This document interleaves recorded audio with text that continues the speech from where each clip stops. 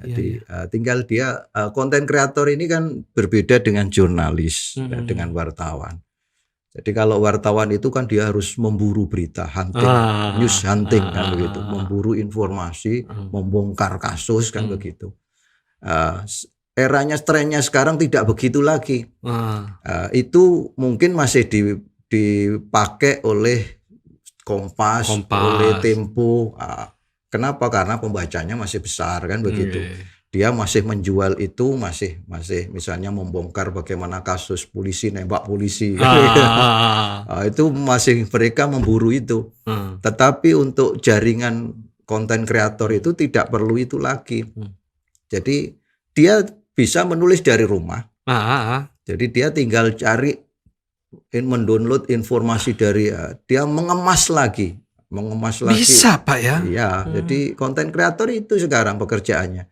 Jadi dia mengemas informasi itu, cari isu yang belum dibicarakan terkait dengan kasus itu, baru kemudian dia tulis dengan judul yang berbeda gitu ya. Tapi tetap kode etik jurnalistik tetap harus dipegang teguh. Jadi kalau dia ngutip ya sumber yang dia kutip harus tetap dicantumkan di situ ya.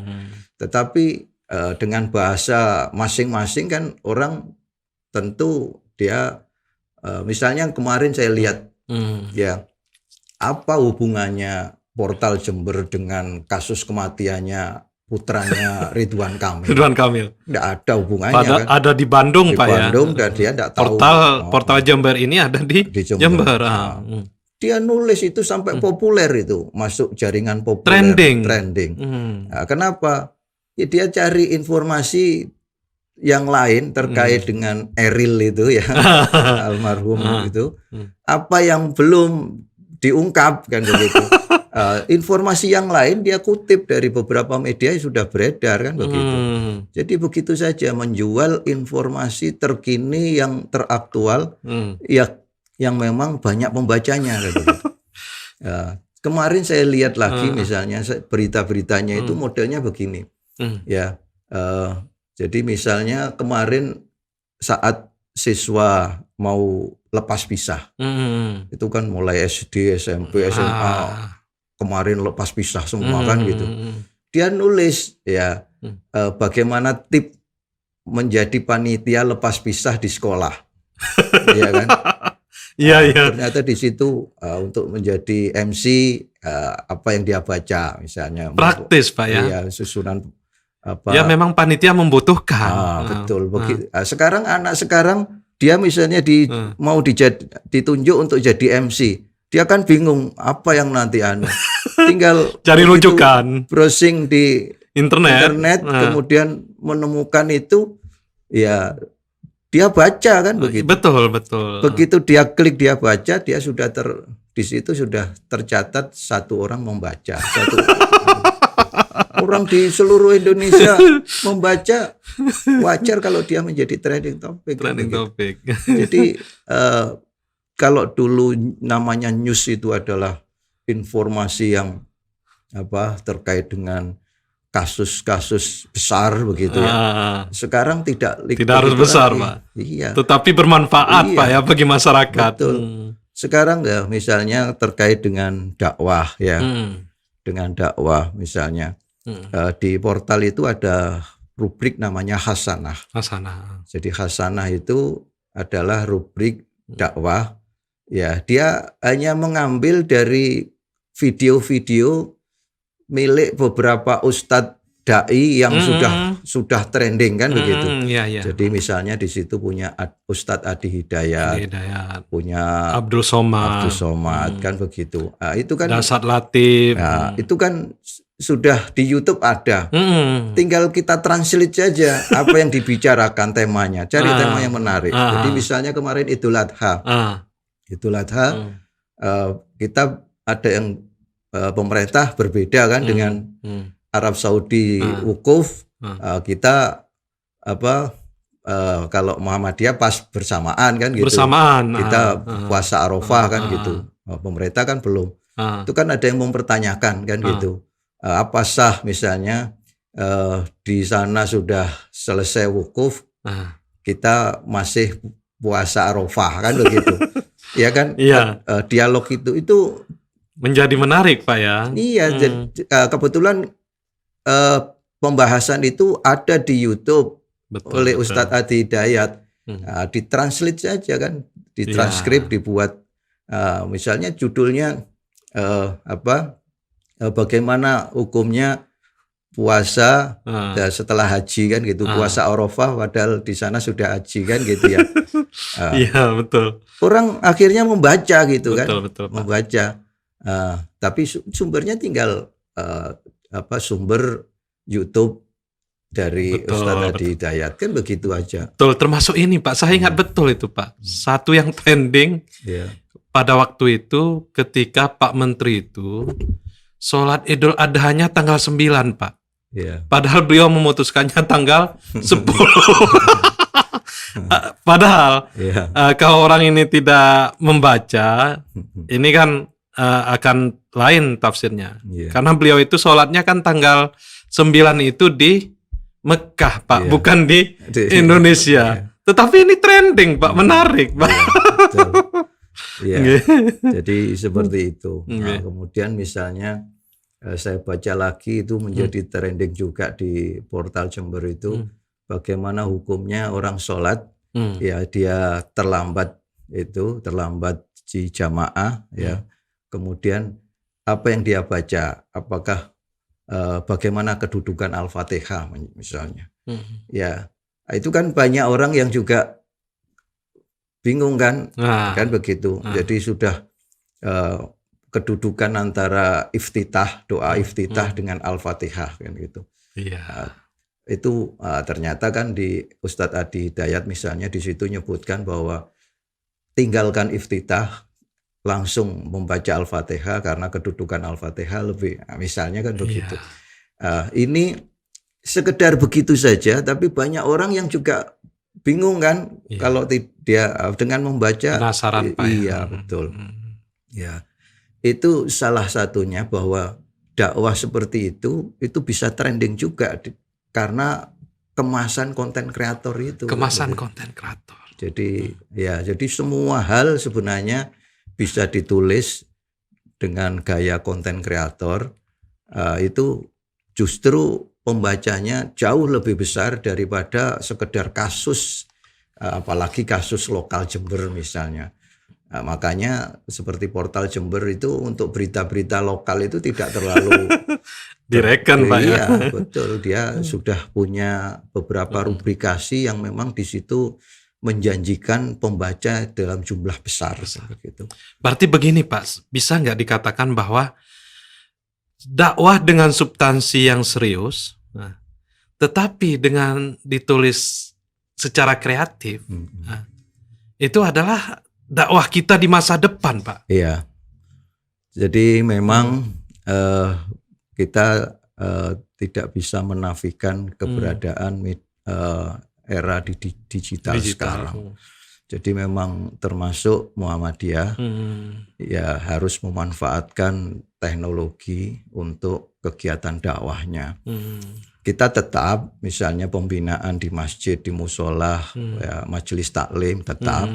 Tetapi kalau kita memang ingin bahwa dakwah kita bisa menyentuh semua kalangan, semua lapisan, ya memang kita tidak bisa meninggalkan teknologi, terutama media yang berbasis digital. Kan begitu.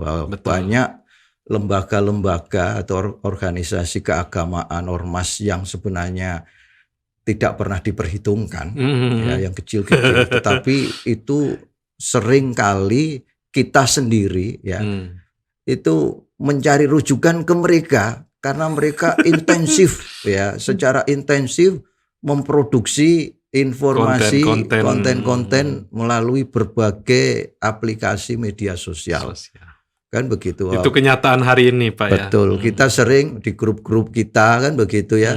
Itu yang di-share itu bukan hasil sharingnya pimpinan atau ya atau dai di internal kita, bukan, tetapi dari orang lain yang kadang-kadang secara akidah bertentangan kan begitu. Padahal mereka warga Muhammadiyah. Iya, kan begitu. Kenapa ya? Karena mereka terus memproduksi itu, ya, sehingga ya, kita lihat di televisi ada banyak channelnya dari organisasi-organisasi, bahkan Syiah pun juga sangat intensif memanfaatkan media ini untuk berdakwah mereka kan, dan kita enggak tahu kan begitu. Iya, betul. Kan begitu. Itu menjadi tantangan kita. Bagaimana seperti kita hari ini sebenarnya kan ini juga sudah memanfaatkan teknologi kan begitu. Tetapi kita intensitasnya yang belum yang harus terus ditingkatkan, diproduksi dan disebarluaskan melalui semua aplikasi media sosial.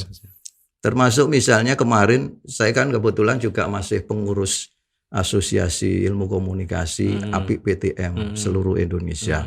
Saya masih menjadi pengurus sampai sekarang. Kemarin sebenarnya saya juga diundang rapat di Jogja di UAD untuk membahas merumuskan pemasaran, artinya publikasi perguruan tinggi Muhammadiyah melalui berbagai aplikasi media sosial, terutama TikTok. Jadi kemarin teman-teman dari UAD, Universitas Ahmad Dahlan, UMY, Universitas Muhammadiyah Surakarta, kemudian UM Bandung, itu sudah berkolaborasi ya menggarap itu TikTok itu. Ada tema misalnya senggol besti kan gitu ya. Sampai UMSU gitu masuk ke situ. Jadi anak muda banget betul, Pak ya. Jadi, kontennya iya, ini. Jadi misalnya UAD itu di situ menyampaikan bahwa kalau ada kampus seperti mall ya hanya UAD kan gitu. Bahkan kemarin dia mewujudkan bahwa di UAD itu kan ada eskalator liftnya, ada eskalator. Kemudian itu mereka pakai itu untuk fashion show, untuk bazar di situ. Jadi fashion show-nya naik, eskalator dengan turun kan. Ya. Dan tidak kalah dengan mall, Pak ya. Makanya kemudian dia motonya itu adalah kalau ada kampus seperti mall ya hanya UAD kan begitu. Iya, betul. Kan begitu. Dan yang lain-lain begitu. Nah, itu perkembangan teknologi yang kemudian mereka sikapi untuk mereka manfaatkan sebagai sarana promosi kan begitu. Betul, Pak. Terakhir, Pak. Ya. Bapak kan ketua DPD SWI Kabupaten Jember. Ya. Ini apakah juga dalam rangka menyikapi perkembangan teknologi tadi ya, Pak ya? Ya, jadi SWI ini adalah organisasi profesi wartawan yang baru, terutama media online. Ya, jadi anggotanya itu hampir semuanya media online di seluruh Indonesia. Ini organisasi baru, memang arahnya, motonya itu adalah menjadikan jurnalis yang profesional dan sejahtera, gitu ya. Jurnalis yang profesional dan sejahtera. Ya, ini menarik ini, Pak. Itu motonya begitu. Karena selama ini gini, Pak, saya potong sebentar, Pak ya, karena ini menarik, Pak. Jurnalis itu kan identik dengan tidak sejahtera, melarat. Jadi memang dulu wartawan itu kan mulai dari wartawan perjuangan. Jadi di era pra kemerdekaan itu kan wartawan seperti Rosyan Anwar itu kan berjuang untuk mutar lobis, bagaimana dia menyuarakan informasi aspirasi yang menggugah semangat kejuangan rakyat untuk membela negaranya kan. Betul. Setelah itu masuk ke era kemerdekaan menjadi pers pembangunan kan begitu. Membantu pemerintah untuk memotivasi warga berpartisipasi dalam pembangunan kan begitu.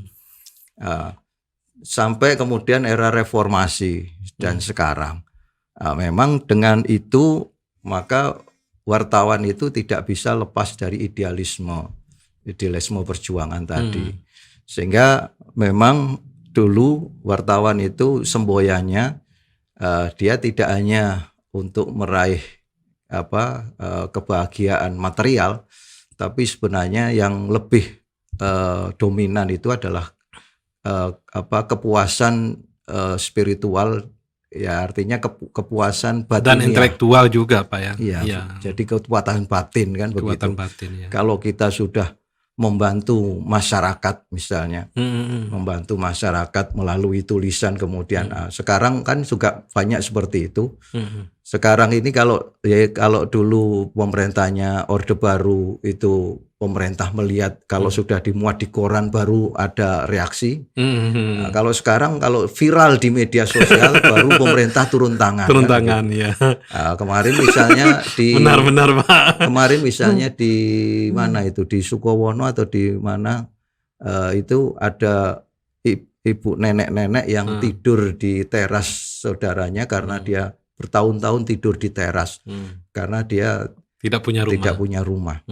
Nah, begitu itu viral kemarin di media sosial, online-nya teman-teman yang kemudian langsung turun dinas sosial kemudian kan begitu. Betul. Jadi pemerintah kan baru bereaksi setelah itu viral. Kan begitu.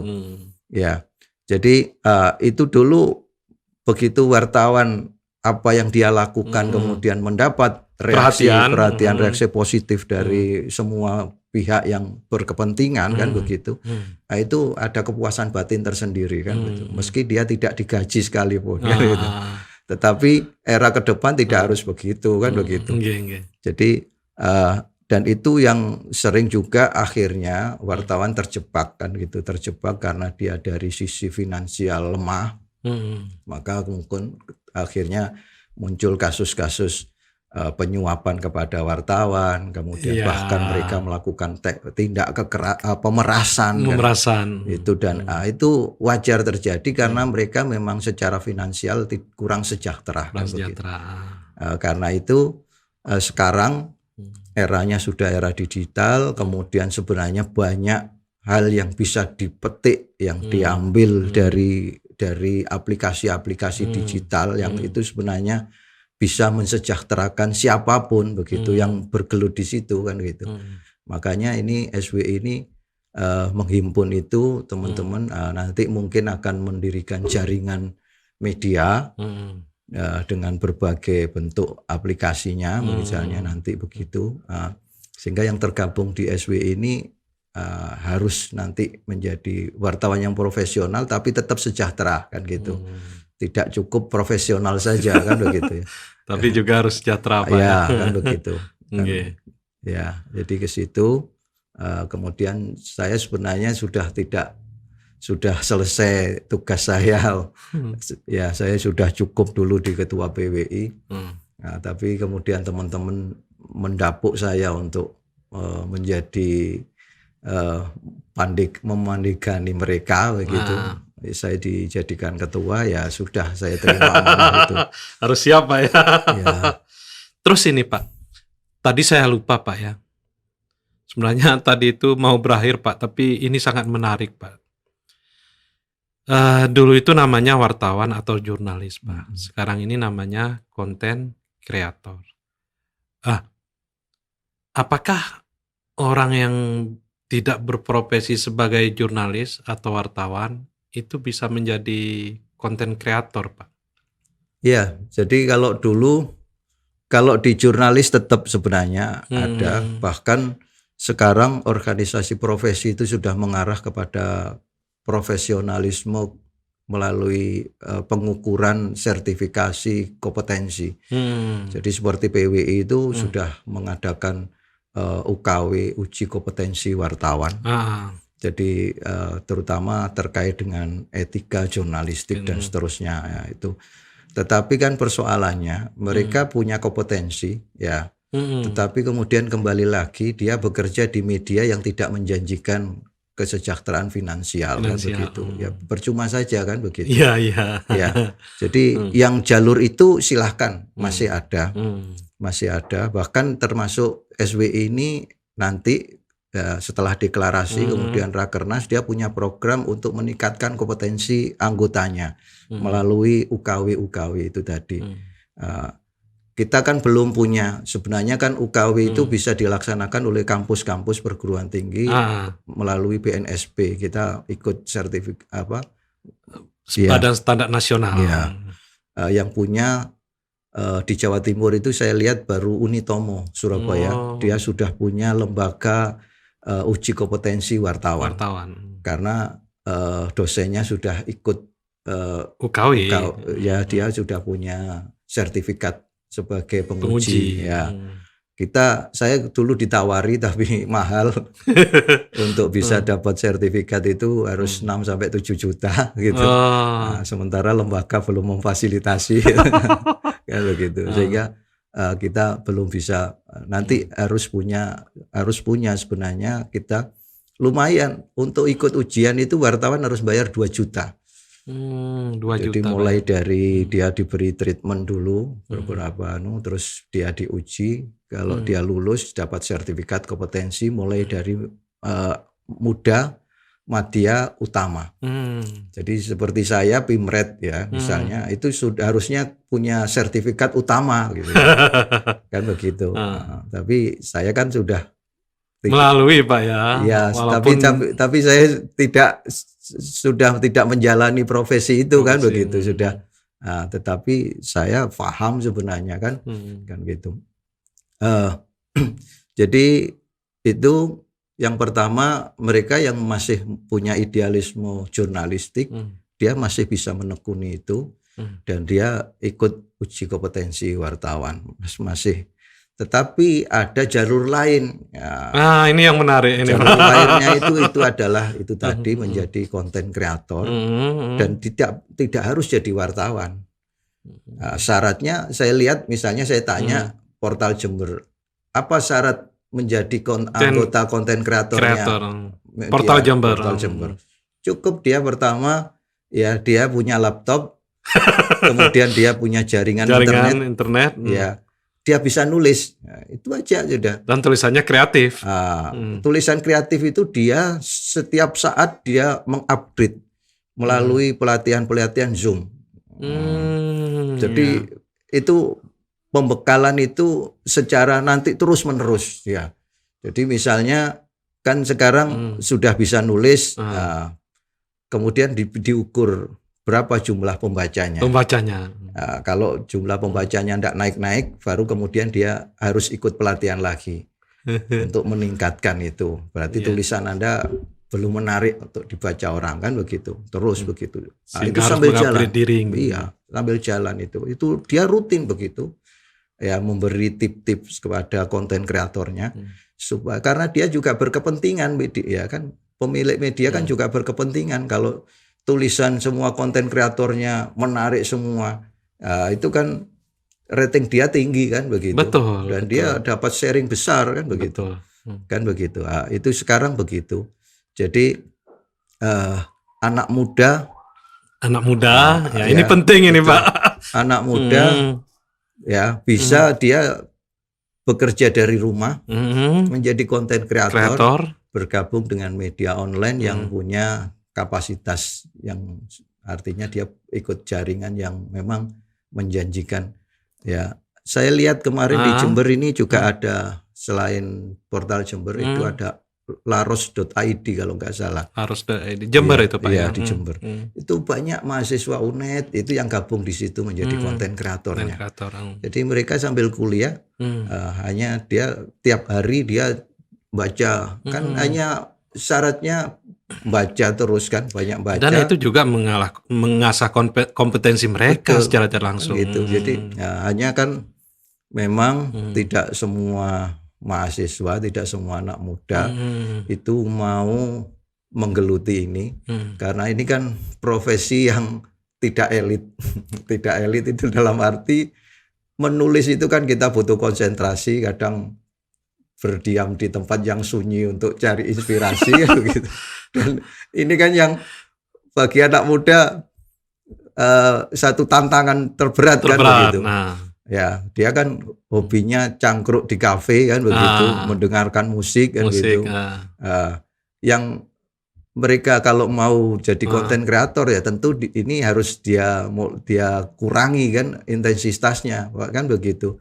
Dia harus banyak mengurung diri di rumah, cari inspirasi, kemudian ide-ide kreatifnya dia telurkan dalam bentuk tulisan kan begitu. Betul. Dan ini memang langka, tidak banyak anak muda yang mau, padahal ini juga menjanjikan.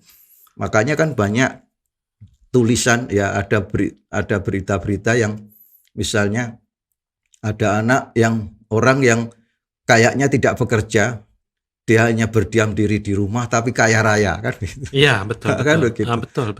Itu kan tetangganya itu menganggap dia paling punya tuyul. Padahal dia pekerjaannya ya seperti ini, konten kreatif. Dia tiap hari dia mencari sumber informasi baru di rumah saja, tetapi uang mengalir. Artinya ini kan berarti profesi ini Pak ke depan bisa menjadi profesi elit bagi generasi muda. Betul. Menulis, kemudian menyempatkan waktu sedikit untuk menganalisa, kemudian dapat uang antara 200 sampai 300 juta di rekeningnya Pak. Iya. Artinya kan seperti itu ke depan Pak. Iya. Jadi ini penting bagi generasi muda informasi ini Pak. Iya. Nggih Pak, terima kasih banyak Pak Suyono. Ini informasinya sangat menarik dan sangat dibutuhkan oleh masyarakat, terutama generasi muda kita ini Pak. Ya. Mungkin di lain hari kita akan sempatkan session lain Pak untuk berdiskusi lagi. Ya. Terima kasih. Wassalamualaikum warahmatullahi wabarakatuh. Waalaikumsalam warahmatullahi wabarakatuh.